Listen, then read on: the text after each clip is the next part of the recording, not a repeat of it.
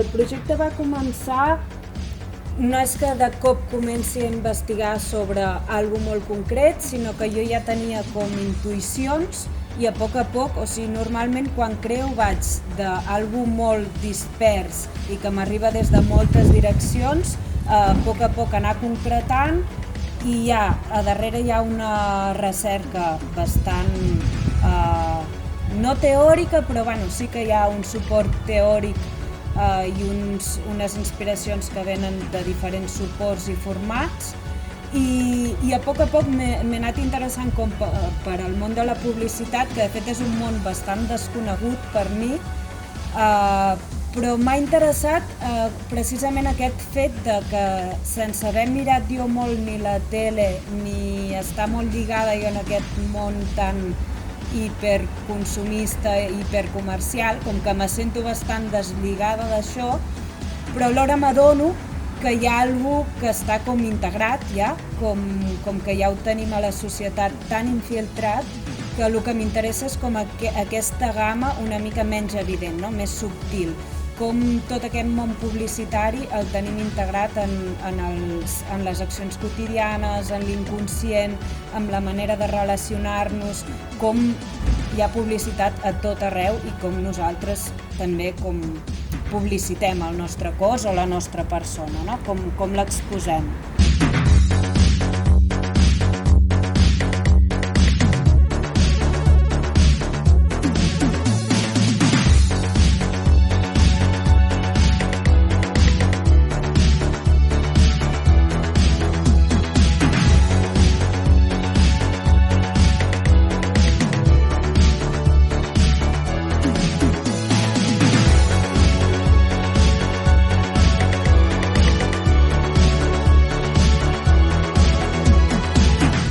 Llavors estem jugant com els objectes són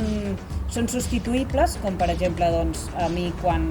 se'm trenca la pantalla del mòbil o quan un jersei ha passat de moda puc dir adeu i en compro un altre i el puc substituir, doncs el mateix amb els cossos. Llavors això ho juguem tant a nivell d'assajos reals, perquè quan falta una l'altra la substitueix, com a nivell d'escena. En principi juguem amb unes quantes figurants que estan allà com disponibles, exposades i exposant com les seves propietats com a persona, com a cos, per quan una falla, ja sigui perquè s'equivoca, ja sigui perquè se'n va de lo estandarditzat que estem treballant, doncs és substituïda en escena.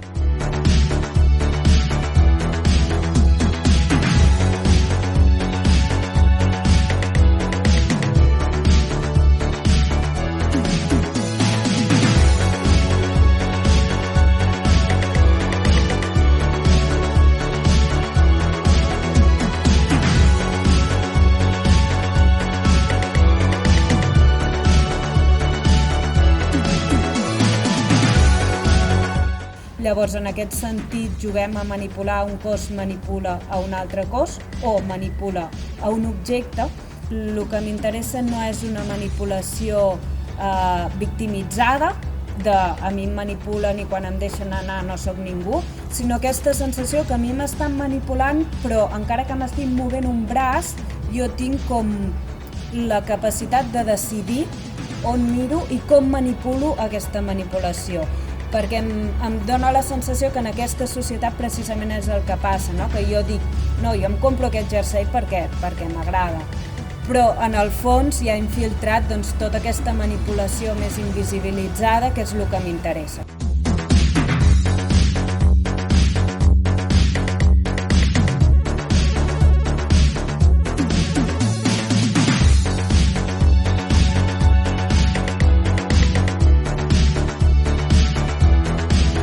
El